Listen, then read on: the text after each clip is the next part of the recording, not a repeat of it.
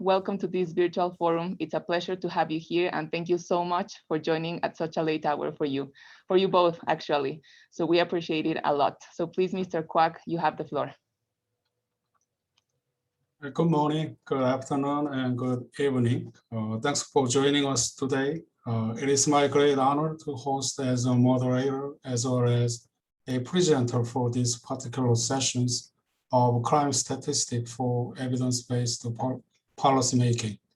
My name is Dae-Hoon Kwak. I'm an associate professor of criminology at Chungnam University in South Korea. Before I introduce the presenter, let me start by introducing our sessions. This session will focus on crime statistics regarding implementation of ICCS in South Korean context, along with the application of crime statistics for combating crimes and data-informed policymaking. So in this session, each presenter will give a brief presentation for each topic, followed by 30-minute group discussion, where viewer will allow questions for the presenters. I'm sure this will be an informative session. And now, let me introduce our first presenter, KiDeuk Kim, focusing on crime statistics for data-informed policymaking. KiDeuk is a senior fellow in the Justice Policy Center at the Urban Institute in the United States. He has extensive research experience and national expertise in decision-making in criminal justice and policy evaluations. Also, he was a visiting fellow at the U.S. Department of Justice, Bureau of Justice Statistics from 2015 to 2018. So please welcome our first presenter, KiDeuk Kim. Okay, thanks for the introduction, Dr. Kwak. Nice to meet you all virtually. So, like he introduced me, I work at a nonprofit research organization called the Urban Institute in the U.S. So I'm more familiar with the U.S. Examples in data collection and evidence-based policymaking in criminal justice. So what I've been tasked to do today is kind of lay out the overview of data collection and evidence-based policymaking in criminal justice, and lead a way to kind of to talk more specifically about the application, a specific application Dr. Kwak is going to talk about. So with that out of the way, let me share my screen so that you can see the PowerPoint presentation.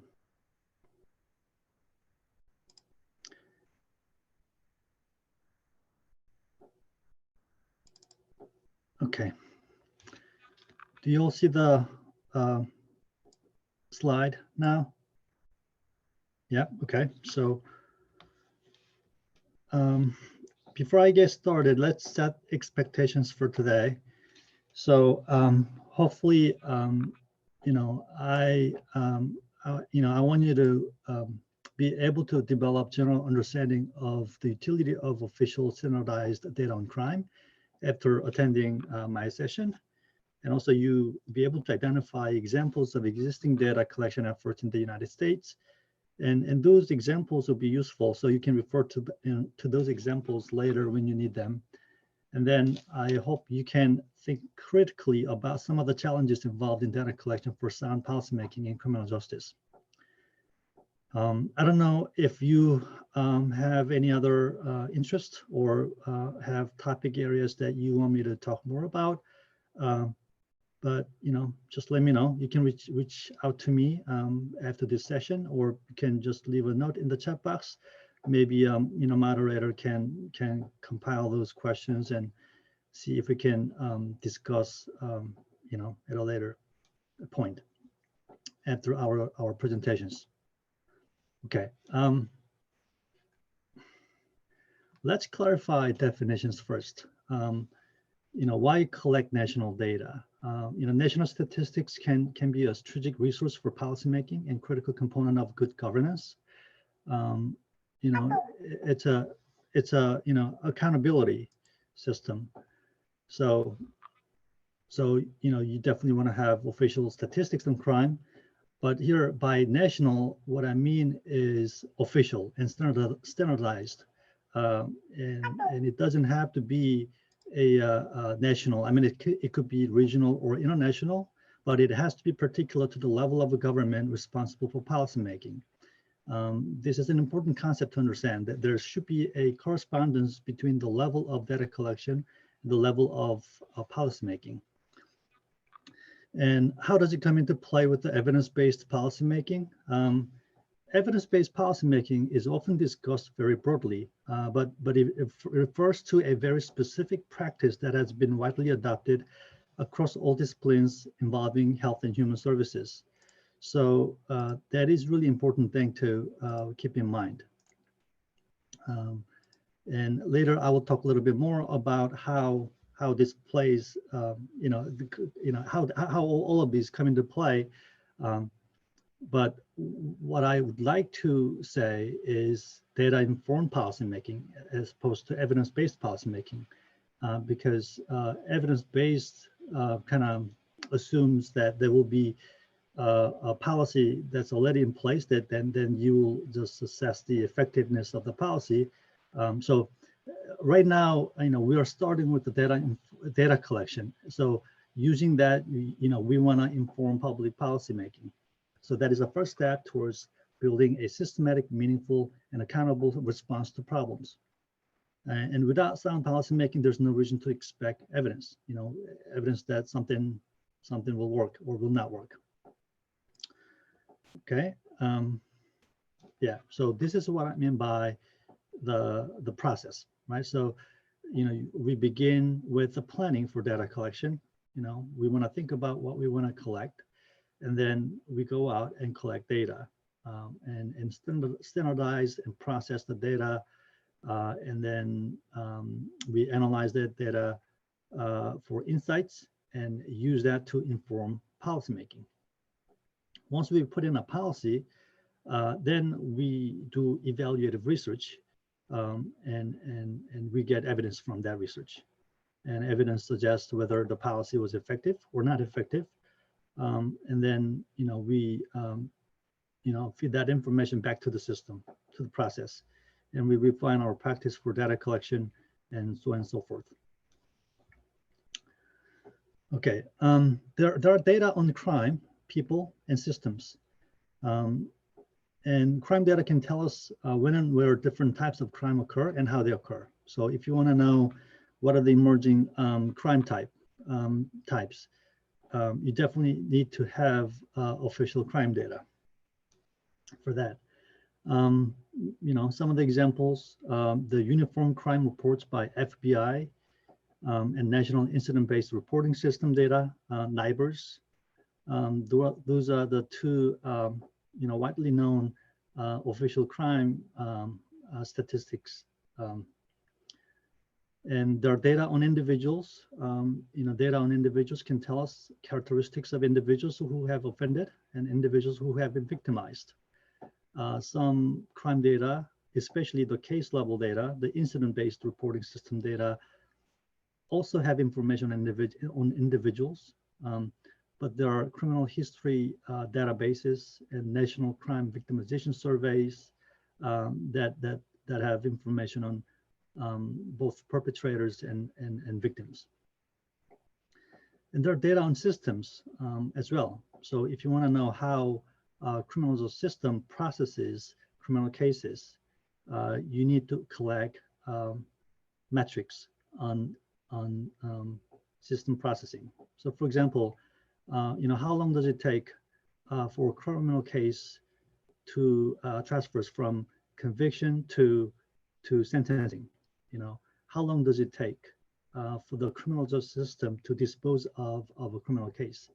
The longer the process, the more inefficient it is. So it speaks to the operating cost and also it speaks to the fair trial, the fairness issue. So so it's really important to understand how the system processes criminal cases as well. And some of the examples include National Judicial Reporting Program, NJRP, collected by the Bureau of Justice Statistics, and criminal cases in state courts, CCSC, and National Corrections Reporting Program, NCRP. Those are some of the example efforts in data collection for system processing. And here are some challenges involved in data collection. I listed a few of those challenges. One, the lack of political will. I'm not gonna touch on it much here. Basically, if there's no vision for data collection, if there's no, the executive level, commitment to data collection, it'll be difficult to implement this. And second, the lack of buy-in from justice agencies. At the end of the day, it'll be practitioners, working in justice field, who will have to, collect data and put it into system. So if they're not willing to do it, it'll be difficult to pull this off. So, and a lot of times they are inundated with heavy workloads. So on top of what they have to do, it's just difficult to, for them to develop and collect, the standardized data. So it's important to develop strategies to incentivize their participation. Financial incentives can be one. And also you can provide training opportunities or accreditation opportunities for those justice actors. Those are some of the example strategies. And also there's a resource constraint. The justice agencies do the same thing with the shrinking resources. Year after year, the resources are shrinking. So it's really difficult for them to invest in data collection, additional data collection, if any. So it's for us, it's worth exploring resources from non-governmental sectors.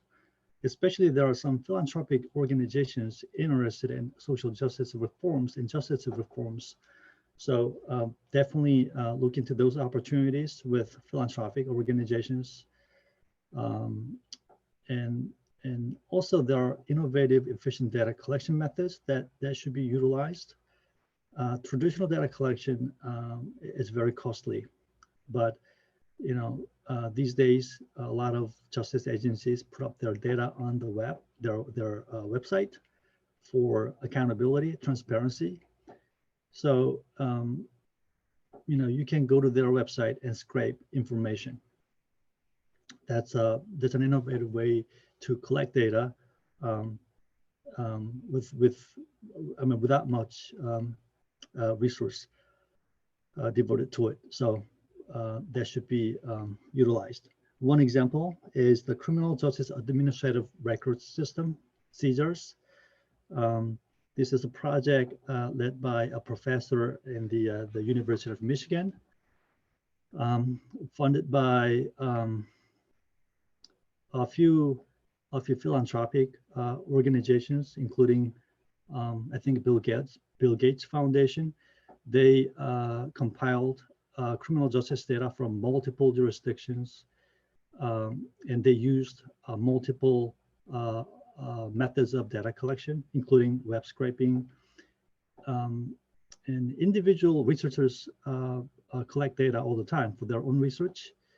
So the CJARS encouraged individual researchers to donate their data to the project.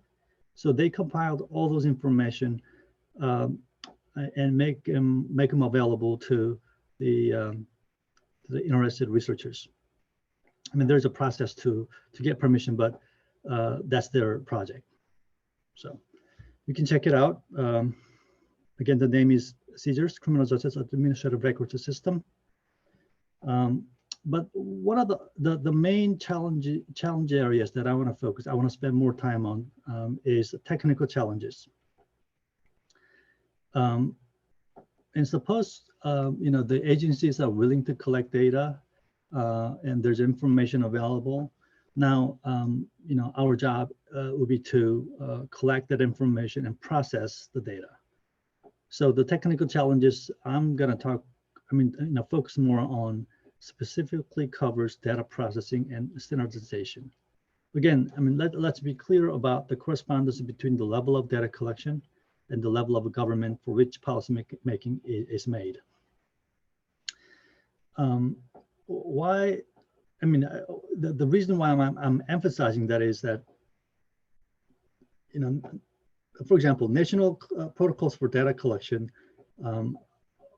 maybe, it's good, but that may not necessarily helpful for a regional or local policy making or the evaluation of such policies. However, they can be very useful for jurisdictions seeking guidance on how to develop protocols for data collection, right? So, and also if you want to compare crimes across different places, countries, cities, states, it'll be really helpful to have some type of standardized protocols for data collection. But if you want to talk about policy making, you want to match the level of data collection to the level of policy making. Okay. And for centralized systems, there'll be fewer challenges relatively. The centralized systems are amenable to standardized measurements. For example, felony drug crimes mean the same thing to all participating agencies. But for non-centralized systems, each data contributing agency jurisdiction may have their own rules and procedures to follow. So they may not use the same definition of crime. They may not have same electronic record management system. So there will be a substantial effort needed to map crimes and system responses onto the same events. And here are some examples. Rape can be defined to include all forms of non-consensual sexual penetration, or they can only include some forms of penetration, excluding forcible objects. So depending on how rape is defined across different places, you may not be able to answer these questions. So, what are the states that experience the heightened risk of rape victimization? Which state, which city needs most help, in terms of victim support and assistance? In order to answer that question, you gotta have official crime statistics across all the cities and states, and they need to measure crime in the same way, right? So without the same definition, it's hard to do a comparison. So there's another example that I gave. You can read through that later. But basically, the technical challenges that I'm noting here is due to variation in how crimes are defined.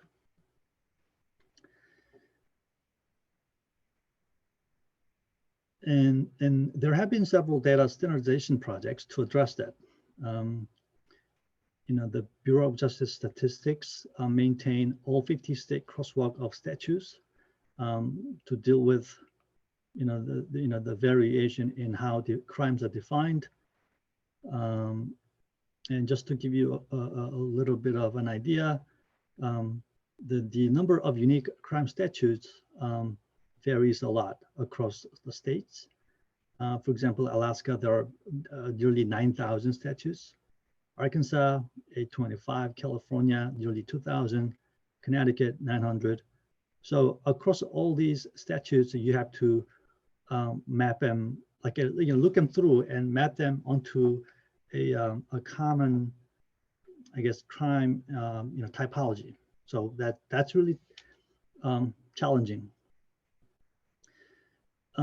So in addition to the issues with the definitional issues, also data quality are not always great. data come in non-standardized, inconsistent, incomplete formats. So it's really difficult to map different offenses. And there's an example there. Sometimes they type in all capitals. Other times it's a mix of capital letters and small letters, and they shorten the word, and it's all kinds of things. But in the end, what you want to get is a violent other category for all of these crimes. So how do you do that? Other than look them at manually and inspect all data entries manually. How do you do that? Some of the common ways to do it include substring indexing. Basically, you use search words, motor, all capital, motor, small letter, motor, misspelled, or killing. So you use some search words and flag a certain type of offense type. Or you can use phonetic indexing, basically how the words sound like. Based on that, you develop indexes. One example, the popular example is Soundex by Census Bureau. You can also use text analytics. You codify unstructured text through an algorithmic process, basically a machine learning type work that looks into unstructured text information and find a way to kind of code different crime types. You can also do a cluster analysis, pattern recognition. Based on how words are put together, you identify a theme or emerging topic that encompasses all the data entries. So in this case, I gave 4 different entries, and you can get a cluster of endangerment from this. So basically, I kind of laid out what the process is like to collect data on crime and how to use that for policymaking, but there are challenges involved, and I laid out a few different types of challenges. And here I'm going to give a couple of examples of how the data collection efforts have informed policymaking, and how the state governments and federal governments in the U.S. Approach this issue. The first bullet point there is a publication done by the Arnold Ventures, one of the philanthropic entities interested in justice issues. So they did a paper on criminal justice data modernization campaign that will be of use to a lot of you. So check that out. And the example that I want to give next is Data-Led Governing Initiative, led by the Bureau of Justice Assistance of Department of Justice. So this initiative aims to create a set of data standards to inform budget and policy decisions, and develop a website to house a range of resources.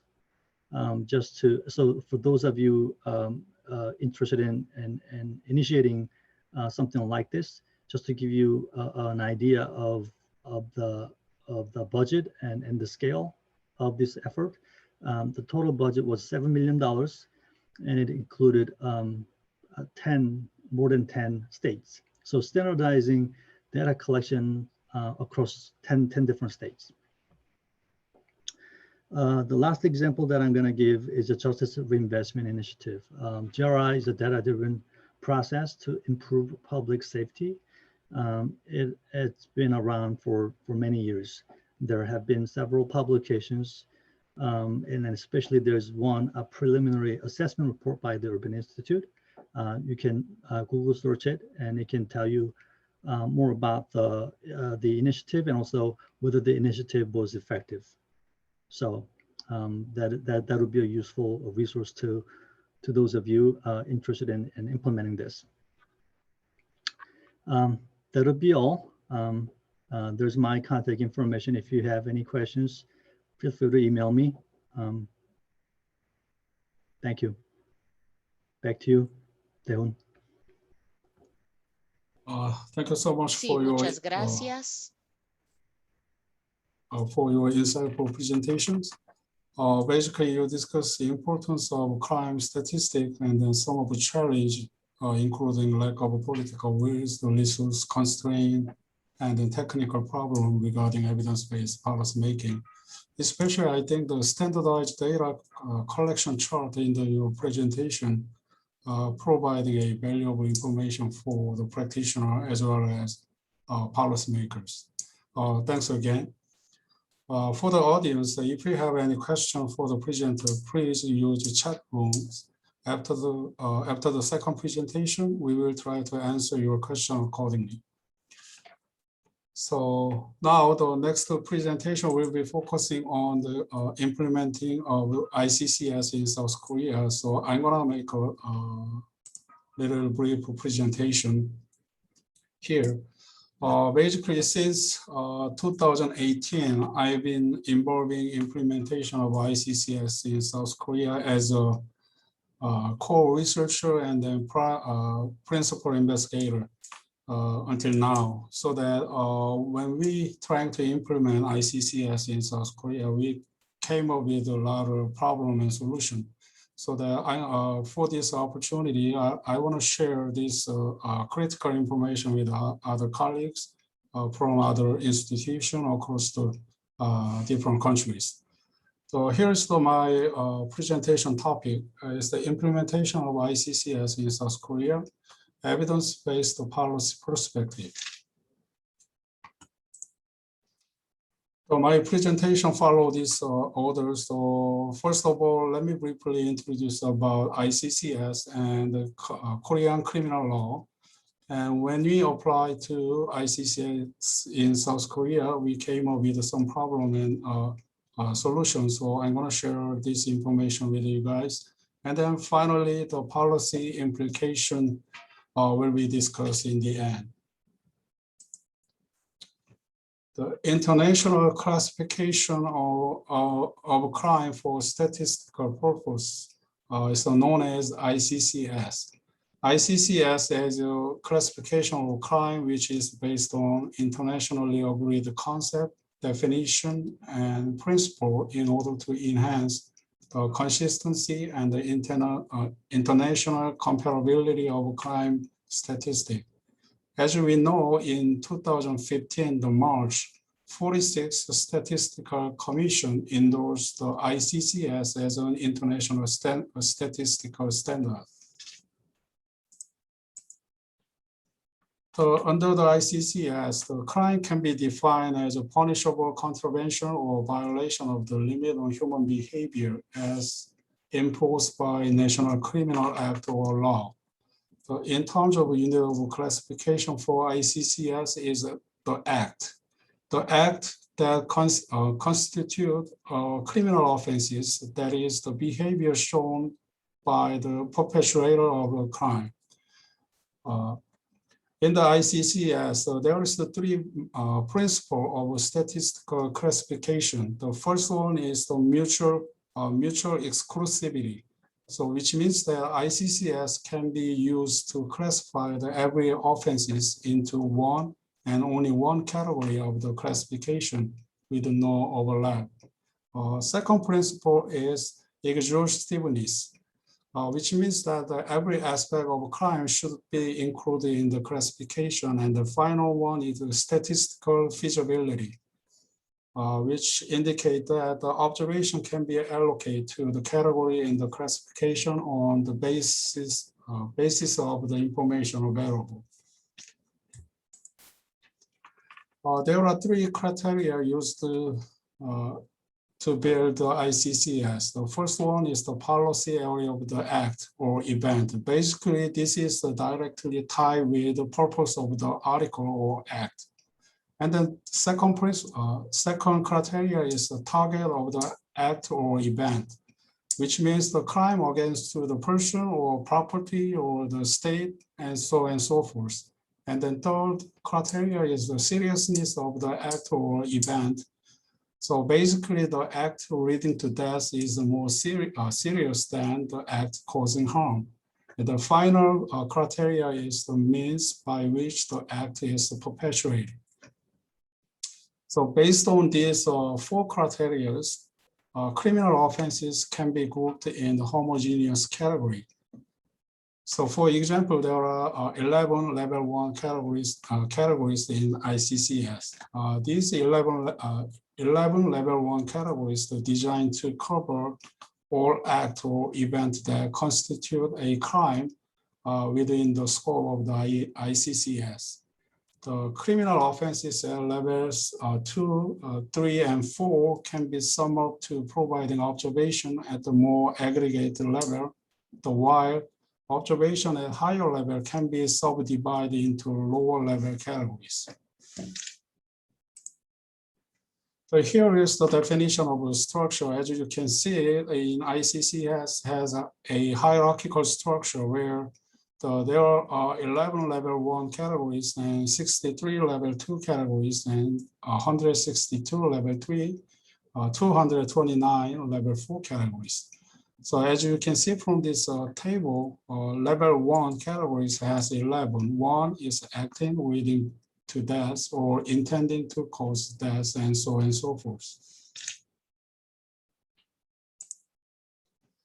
So let's take a closer look at the level 1 example here. So as you can see on the top, they have level 1, which is indicate the section. So section 01 is acting leading to death or intending to cause the death. In the level 2 indicate the divisions. So basically in 01 section, they have 3 different divisions. 0101, which indicate the intentional homicide. 0102 is attempted intentional homicide, and 0103, non-intentional homicide. Especially for the non-intentional homicide, can be classified into 2 different subgroups. One is 01031 is the non-negligent manslaughter, and then the other one is negligent manslaughter. And then the further negligent manslaughter can be classified into 2 subcategories, which is a vehicular homicide and non-vehicular homicide. Okay, as you can see from this map, these are the information about the ICC implementation in Asia Pacific regions. As you can see, Kazakhstan and Mongolia and Philippines is in stage of national work plan. And then South Korea and China, Thailand has a mapping stage. So other countries, there is no information or no progress at all. So now let's briefly talk about the Korean criminal law. Korean Criminal Act was enacted in 1953. This act is based on continental legal tradition, which contain 372 articles, including 4 chapters of general provisions and 42 chapters of specific provisions. In addition to Korean Criminal Act, there are more than 180 specific criminal acts as well. So among 180 specific criminal acts, 114 the specific criminal acts were included in the official crime statistic by Supreme Prosecutor's Office. The usually specific criminal acts are the political tools which serve mainly to demonstrate the resolve of the government to fight a certain type of crime. For example, in order to respond to increased number of sexual violence, the government enacted Sexual Violence Prevention and Victim Support Act, which is a specific criminal act. So now let's talk about the Unitable classification for Korean criminal law. Unlike ICCS, the Korean criminal law, especially for the Unitable classification is based on the violation of the law. So on the other hand, the ICCS is based on the act that constitute the criminal behavior. So because there is the big differences between Unitable classification in the Korean system, and then ICCS. So the matching processes can be problematic. And in South Korea, in order to record the crime, we using classification code, which is also known as Crime Statistic Code, CSC. This CSC assigned to each article of criminal law. As of May 2021, there are 20,057 CSC code available. This CSC code has 10-digit numbers, but unlike ICCS, there is no hierarchical structure or hierarchical rules apply to this particular number. So let's closely look at these numbers. So basically, the 10-digit numbers has their own representation.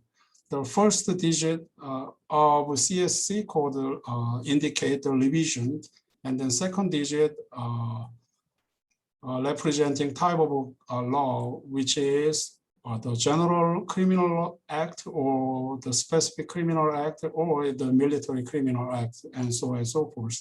And then third through fourth digit is representing article numbers, and then fifth through eighth represent unique ID numbers. And ninth indicate the attempt, preparation, and conspiracy, and so on and so forth. And the final digit indicate the instigation or aiding. So for example, the murder, so which is the violation of a criminal act, Article 250, Section 1, which actually assigned to specific number 124010100. So similarly, attempted murder, which is the violation of a criminal act, Article 254, so which also assigned a unique number for this. In case of a specific criminal act, CSC code was assigned irregularly, which means that there is no consistent rule to assign this CSC code. So for common, the problem we had is that a single code is assigned for all violation of the specific criminal act. So for example, the Narcotic Control Act. In here, so we have all different type of illegal drug, including marijuana, cocaine, heroin, and so on and so forth. And then this, the act also specified the type of criminal behavior. So when, where they are manufacturing the illegal drug or transporting or selling, consuming, and so on and so forth. So, but they have all different type of illegal drugs, and they're all different type of illegal behavior. But in the end, they have only a single code to matching all these different type of activities. But not many, but for some cases, actually they have the few CSC code for some specific criminal act. But this is not common, but sometimes they have couple code, but it's not enough to matching every single behavior and type of the behavior they have. So in this case, we usually do for that Narcotic Control Act. So it's really hard to match CSC code with ICC level 106, which is acting involving controlled drug categories. So the marijuana can be matched at the level 2 instead of level 4. So I will explain this later on a little bit more. So now let's look at the KiDeuk system, which is the Korea Information System of Criminal Justice Service. So basically, when the crime is occurred, the police officer has to enter crime information in the system, which is known as KiDeuk. So in the KiDeuk system, we have 3 different types of database. The one is related to the crime incident, where they have a crime location and the time of crime, and so on and so forth. And then the other second portion of the database is based on the offender and suspect information. And then final data set in the KiDeuk has is the victim's information, especially victim's characteristic and so on and so forth. So since 2017, they're using this KIC system to collect the official crime data resources. And nowadays, the KIC system has been evolved into a specific tool. For example, the right side in here is the case investigation tools. So based on the KIC system. So in here, for the specific type of crime, they have a specific program to assist their criminal investigation. For example, in here we have GeoPros. This is actually based on geographical information system, so they can create the crime map and predict the potential crime location and so on and so forth. And then also they providing valuable information for geographical crime profiling. So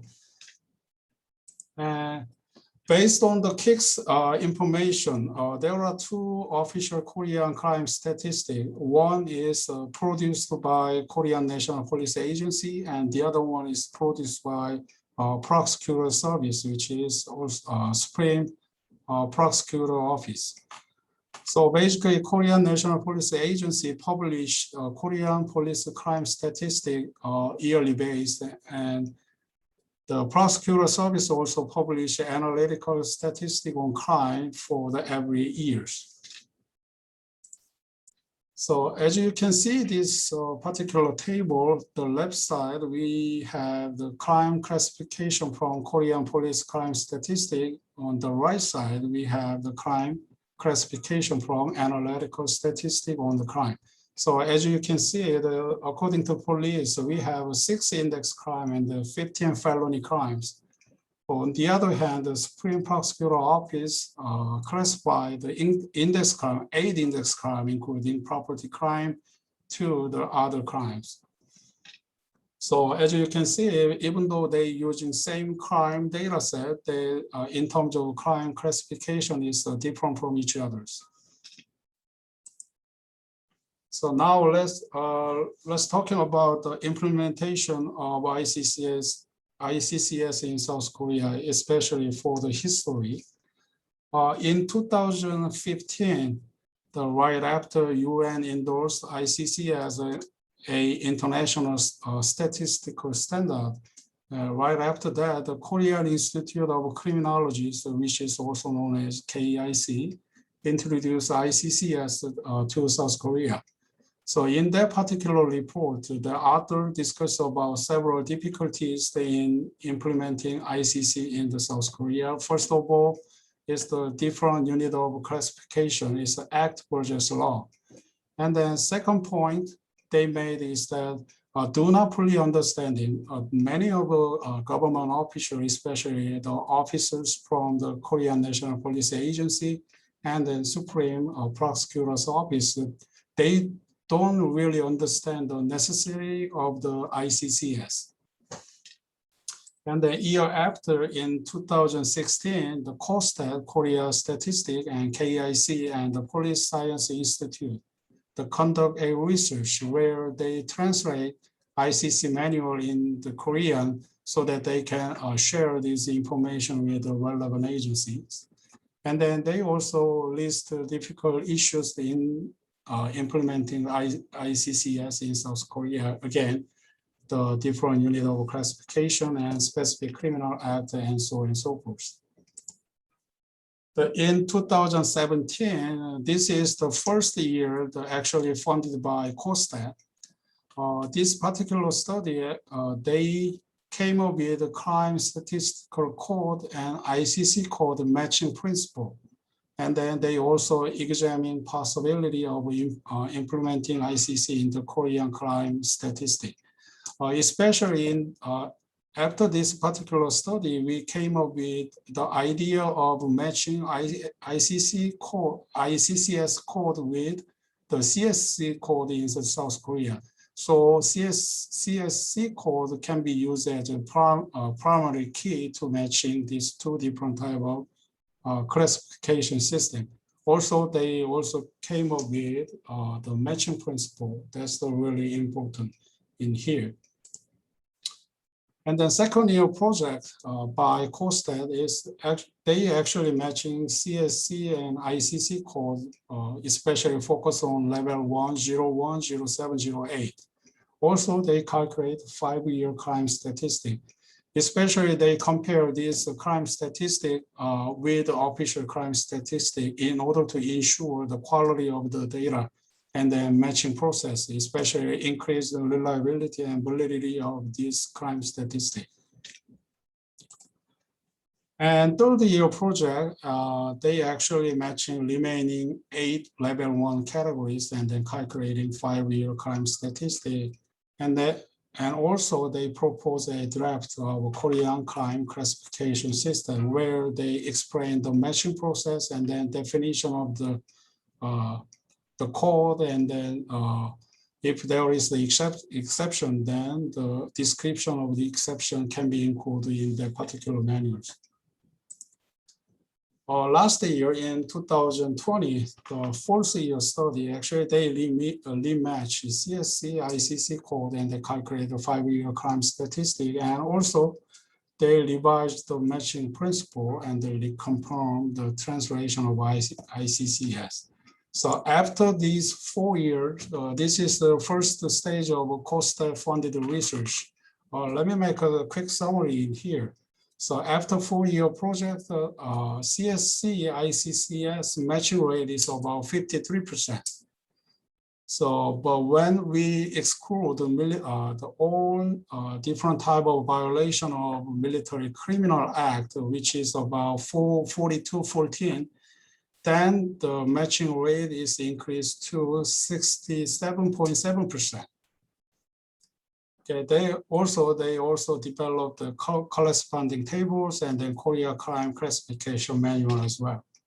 Here is the example of corresponding table. Unfortunately, this table is written in Korean, but let me explain this. In here, section 01, which is acting, within death, or intending to cause death. And then in level 4 code, we have 010100. And here is the CSC code in here. So we have all different type of intentional homicide. So basically the homicide against the children, the homicide committed by family members. So they have all a specific type of intentional homicide. We have more than 30 CSC code corresponding with this particular ICCS code as well.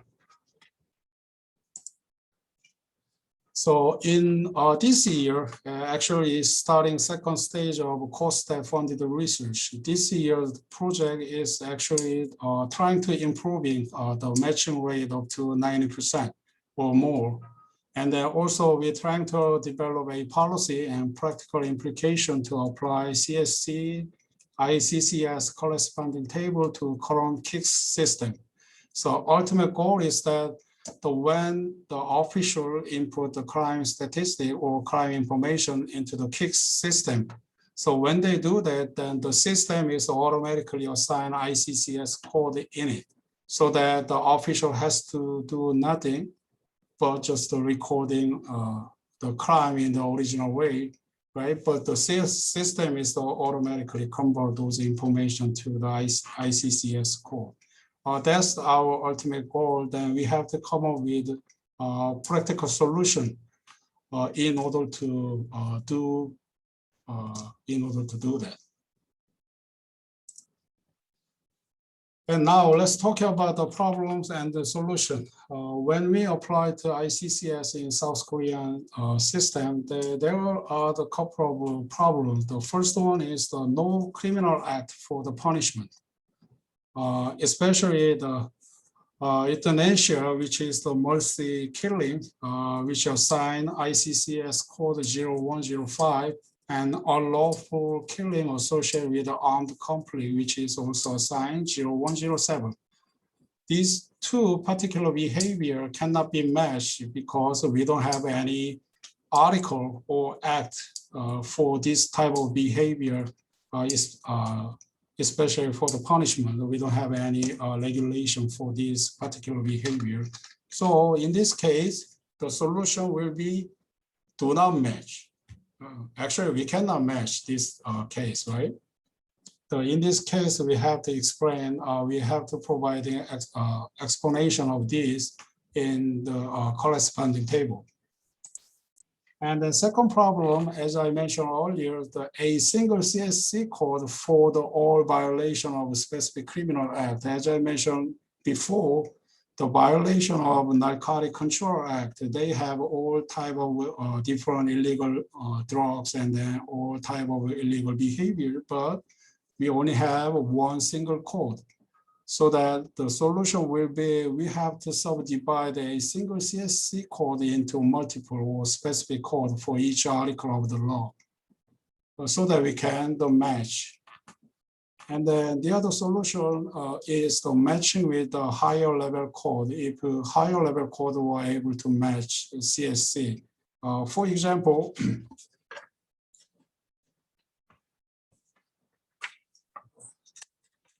so marijuana can be matched at the level 2 instead of level 4. And third problem we have for multiple violation of each incident. So basically, in some case, we have two different type of criminal behavior in the one single code, which is causing harm by assault while robbery. Then basically there is the two criminal behavior so that we can either match with assault or robbery. But in solution, we can apply hierarchical rule based on the offense seriousness in here so that we can match with the robbery in this case. And after went through the solution and problem, we came up with a matching principle in South Korea. So Unitable classification has to be CSC in South Korea so that ICCS code corresponding with the CSC code in the South Korea. And when we matching, it has to be a one-to-one match based on the principle of mutually exclusivity. And then again, the matching with a higher level code if the higher level code were able to match. And conspiracy, preparation, attempt, instigation of each crime offense respectively match with the principal offense. And finally, the four multiple offenses apply hierarchical rules. And the policy implication, basically by implementing ICCS, we can improve, enhance our official crime statistic. So in order to do that, we have to consider three things. First of all, the cooperation among the related government agencies are the key to success, especially COSTAT, Ministry of Justice and Police, Supreme Prosecutor's Office has to working together in order to implement the ICCS in the South Korean system. And then second, we have to educate the practitioner who is in charge of crime statistics about the benefit of implementing ICCS in the South Korean system. And then finally, KIC system has to be updated for incorporating ICCS. And then last slide, the improving international comparability of Korean crime statistics by implementing ICCS. So applying internationally agreed definition and principle to classify the crime in South Korea will increase the international comparability of our data set with other countries. And then also we need to provide more reliable resources or source for SDG 16, which is peace, justice, and strong institution. So in SDG indicators in the area of crime and criminal justice covered by the UNCTS, including official crime statistic and victimization survey. So basically, though, you have to have reliable resources so that we analyze those reliable and accurate the data set based on the finding from that analysis, and then we can develop a evidence-based policy. So in the end, the ultimate goal is to improve effectiveness of our criminal justice system and then preventing crime in the future. Thanks for listening. Here is my contact information. So if you have any question, you can type in the chat box during the session. After the session, you can send me email or drop me the call at these numbers. Okay, now we are going to move to group discussion. As a reminder, you can still submit the questions. Basically, wow, I have 8 questions, and then hold on. Yeah, I have 8 questions, and 5 of them is for the Mr. Kim. Is it okay with you, Mr. Kim? Okay. Let me start the first question. What can we do to be able to provide evidence and make a public policy based on evidence of crime that are not contemplated in the legal framework and therefore not in official figures? That's the first question. I'm sorry, where can I find those questions?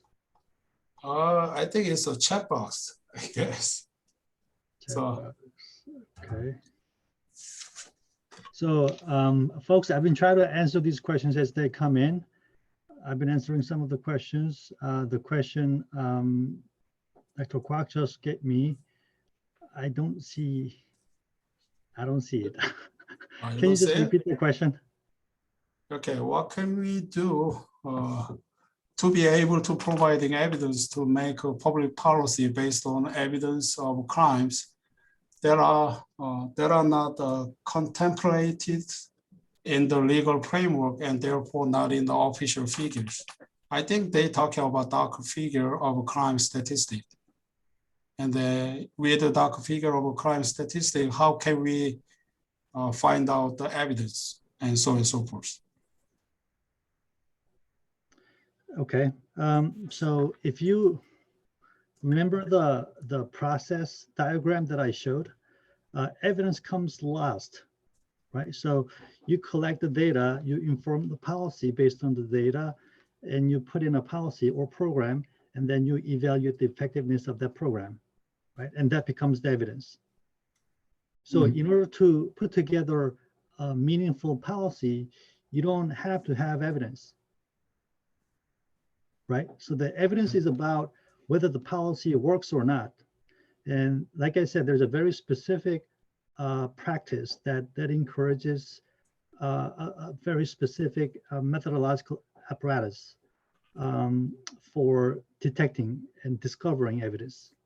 And more specifically, people encourage randomized controlled trials to detect evidence, right? So just like any vaccine studies, you give a vaccine to a whole bunch of random people, a random set of people, and then you give a placebo to another random set of people and see how they react to a vaccine and placebo.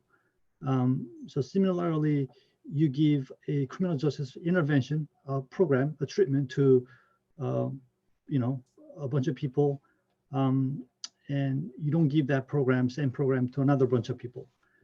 It's really hard to do in practice for ethical reasons, but there are ways to get around it. And especially there are quasi-experimental methodology is available. So evidence comes from those experimental or quasi-experimental research. So they can be helpful to further inform policy, but in the first place, I mean, you got to start somewhere. And what you need to aim for is to have at least good, reliable data on crime on which to build a policy. Okay. The second question is there any protocol that can be used as a base? So, and if you saw what would be? So is there any basic protocol we can use to collecting data set? The question is too general, right? Yeah, it's a bit broad. So, I mean, I think it at least satisfies the primary reason for collecting data. What do you want to do with the data? If you collect the data that's not that useful, it doesn't serve the purpose. So I'll just focus on that. And I don't, whoever raised this question, if you want to further elaborate your question, please feel free and send me your question in an email, and I will try to answer the question more fully. I'm sorry. Okay. Actually, you can take a rest, and then I need to answer for my questions. Basically, regarding the KCCS, what is the best approach for different actors of a criminal justice system, especially non-statistic personnel, to understand the relevance of adopting this new standard or for dealing with possible resistance? Wow, that's a really important question. And then, actually we're trying to, for me, the one way to do this is that we have to educate the practitioner for the importance of ICCS, especially implementing ICCS in South Korea. Basically, in the criminal justice official from the in South Korea system, they have their own system, so that they don't want to change anything, right? So the police has their own system, and then prosecutor, they have own, and the court and the correction, and so on and so forth. So that when we say we need to implement ICCS in our system, they say there's no need because they don't have any benefit for adopting those ICCS in the system. So during the presentation, in the Mr. Kim talking about the benefit, and then the what is it? The money intensive, not really intensive. So basically, there is some reward for by adopting this particular process in the system, so that they can really participate in this process to develop or adopting these things. I think that's the one thing. And the other question, actually, I think is from the same person, but we'll see.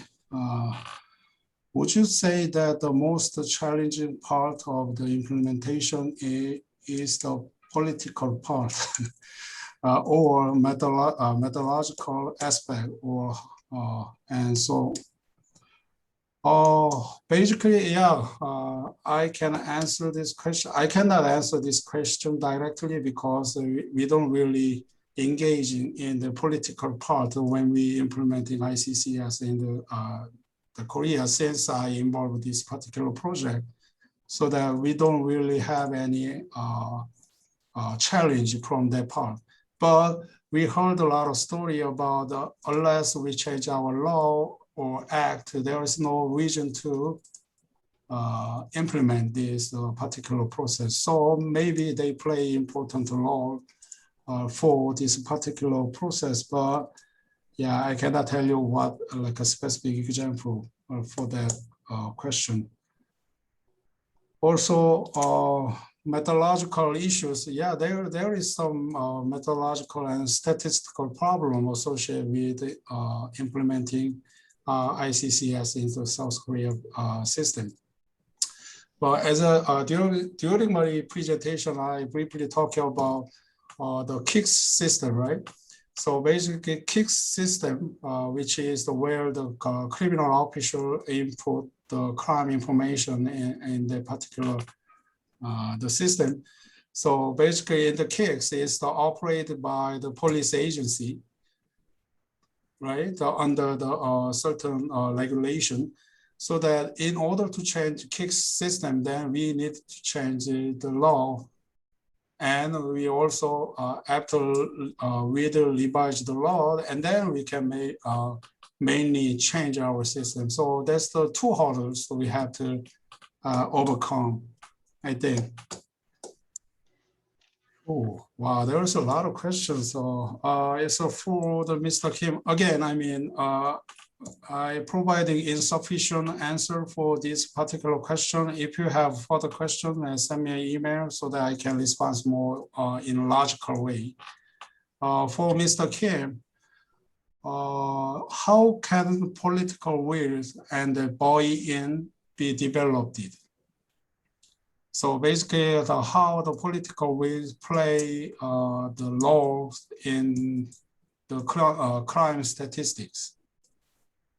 Is it make sense? Yeah, it does.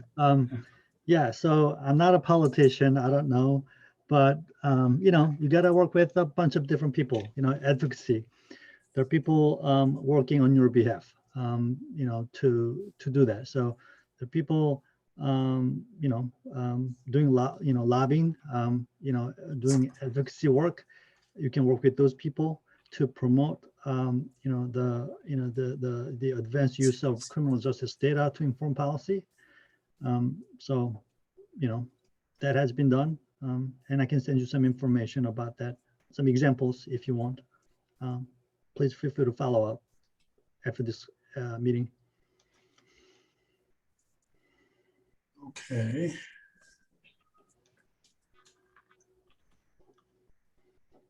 Actually, this is this question for both of us. Actually, you can answer, and then I can follow your answer as well.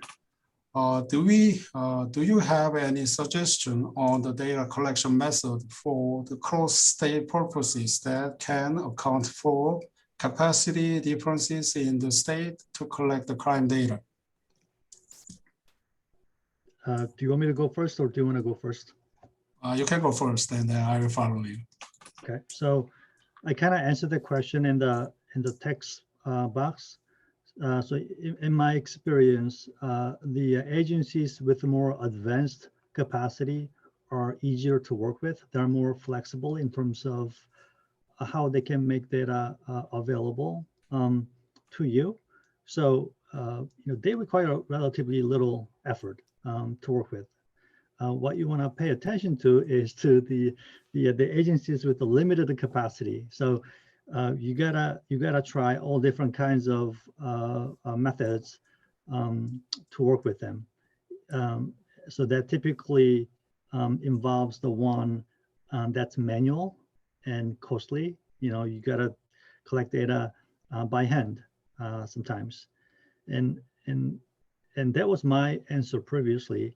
And now that I think about this question a bit more, maybe what the person who raised this question implies is the agencies with the limited capacities would have severe underreporting. So is there a way to account for that? And I'll be very careful to try any analytic procedures to account for that, because there's really no way of knowing how much underreporting or overreporting there may be. Yeah, that's my answer to the question.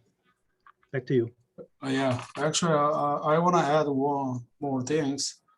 So basically, I think during your presentation, you're talking about standardized procedure in order to collecting data, crime statistics. So basically, we need to come up with a standardized procedure and then standardized model to the data collection, so that everyone can follow in that direction. There will be the option for the cross-state purposes, I think.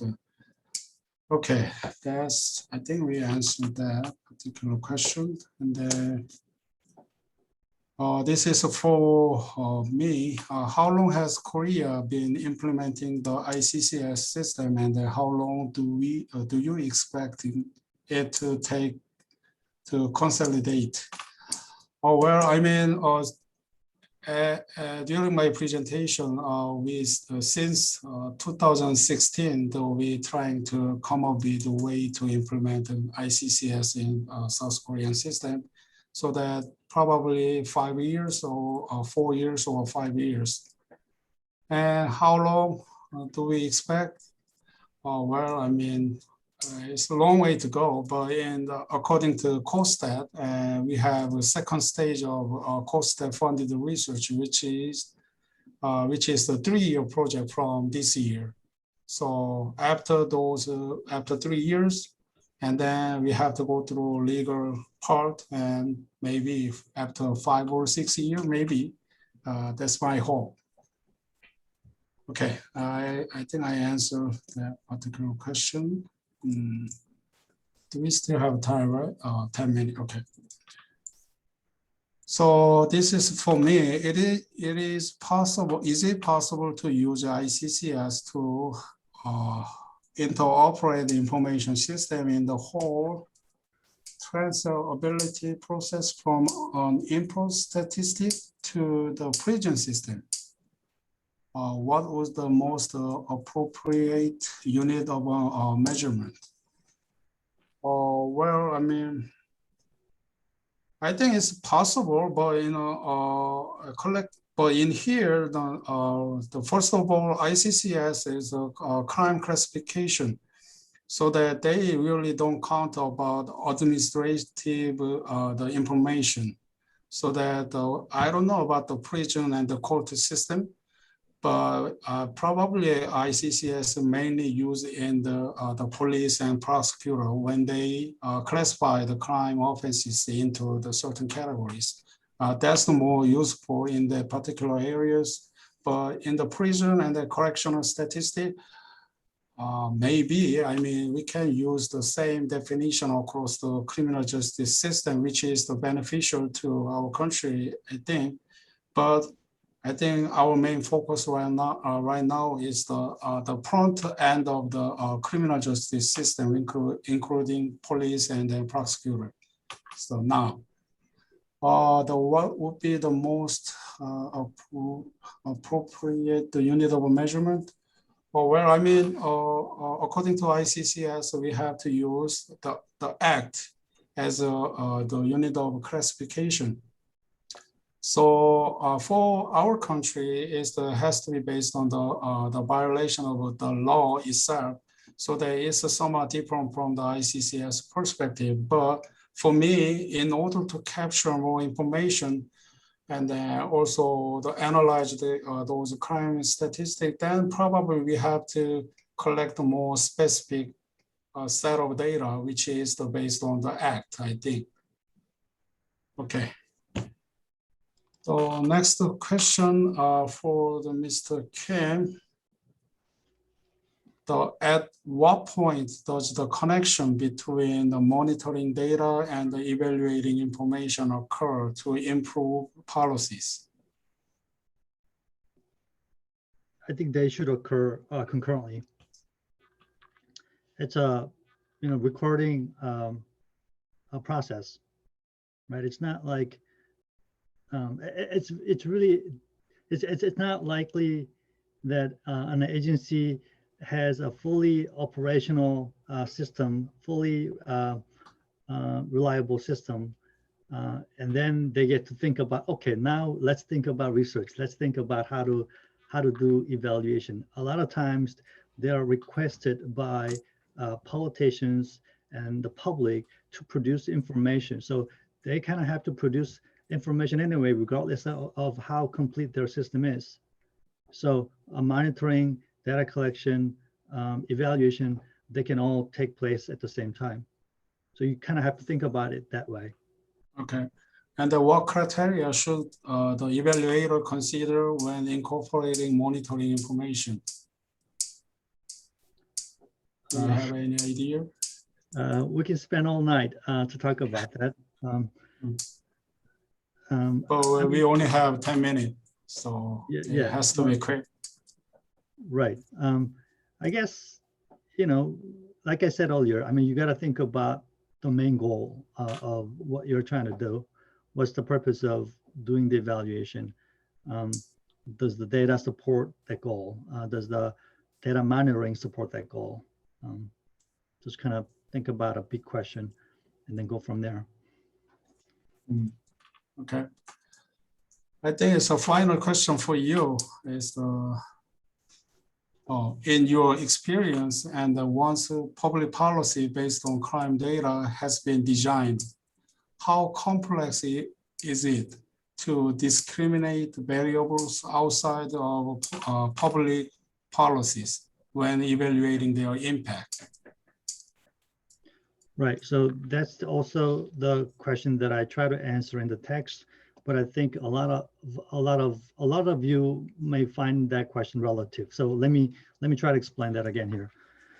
So when you do the evaluation, there may be non-crime variables that may be of interest. But whether the variable is about crime or something else, whatever you want to put in your model has to be measured on a standardized metric across all different places, countries. So they need to be standardized. Otherwise, it doesn't make sense to put them in the model together with everything else. So is there any? Yeah. So it's a difficult. So depending on the data quality and availability, whatever you want to put in, it could be very difficult or it could be relatively easy. Okay, so which one is mostly occur when you're doing your research? It's the difficult to do it, right? Usually. Yeah, but a lot of times social scientists put in information about demographic characteristics, socioeconomic status. So stuff like that can come from census. And many countries or regions, regions, collect that kind of information. So that can be done relatively easily. But if you want to tease out more nuanced aspects of cultural differences and other things, that would be difficult. Okay. For the remaining question is for me, so I have to read this question and then trying to answer. Do you have an emergency and immediate care centers, 911? If so, do you use on emergency incident categories? Well, we do have centers. It's called 119 instead of 911. So it's kind of opposite. But yeah, we do have that, the center, but do you use for the crime classification? We don't really usually not use emergency incident the cases, so that those cases are excluded from the crime statistic. I think I can answer that question. So the final question for me is that it seems like your country investing a lot of fund in adapting to the IECCS. How much would you estimate? How are less wealthy countries supposed to engage with this process? Well, I mean, that's really not a question for me. I think our project, especially last and the third year project, is about $1 million. It's $10 million or $1 million, I think. No, it's too much. So yeah, it cost about these $2 or $3 million over like 5 years. So that we have spent that much money, but how are less wealthy countries supposed to engage with this process? I mean, I know though it costs a lot of money to implement this ICCS in the current system, but there is a way to do it with less cost, I think. For our funding is the major part is for the labor fee, so that you give us like a more longer time, and then with working with less people, maybe we can save money there. But I cannot answer this particular question. But it will. I think it's the more depends on the willingness to adopt this ICCS in the current system, not like the money problem. I mean, there is a way to do it with less cost, for sure. Okay, the final question, I have one more question. To what extent should the data collection process be standardized? I think Mr. Kim can answer this question as well, right? What was the question again? I'm sorry. To what extent should the data collection process be standardized? Yeah, to the farthest extent possible. You definitely want to standardize data collection process. However much you can afford, do it. That'll be my recommendation. And by the way, I want to apologize because I can't see those questions, all of these questions. So if I misunderstood your questions, please feel free to email me after this session. Okay. And then the other question for me is, should country collecting data according to their own national standard, and they're trying to match them with the ICCS code when they classify? Yeah, that's what our country is doing right now. So basically, we have our own system and trying to apply ICCS with our current system, so that we're trying to match those two different systems and then trying to come up with efficient way to do it. So I think the other country can follow that particular procedure as well. Or should there be an international standard to collecting data?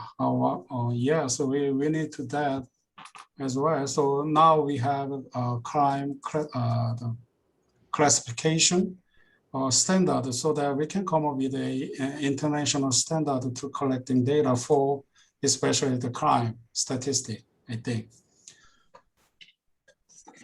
Thank you very much. There are some other questions, but our time is running out. So we have to conclude our session right now, so that as Mr. Kim mentioned, and then so you can follow this question via the email, so that you can send us an email so that we can respond in a more logical way. And also there is the telephone number. So if you want to call and then speak with us directly, then also you can contact us via the telephone as well. So today I'm very honored to have this opportunity to discuss about the crime statistics and the evidence-based policymaking issues with the presenters and the viewers from many different time zones. So also, I would like to thank our colleague from COE Korea and Mexico. And finally, I hope we will be able to meet in person to discuss about today's topic in near futures. Thank you so much, and I wish you all keep safe and well. Thank you so much from the South Korea. And thank you so much for Mr. Kim to participate in this particular session. I appreciate your help. Thank you. Thank you very much, Mr. Kwak and Mr. Kim, for this very interesting conversation about the development and improvement of crime statistics. Thank you so much. Con esto cerramos la primera sesión del día. Van a poder ver en pantalla el código QR y también en el chat la liga para poder evaluar. This is the end of the first session. You can download the QR code, and please remember that you need to attend, to have a 60% of attendance in order to receive your certificate.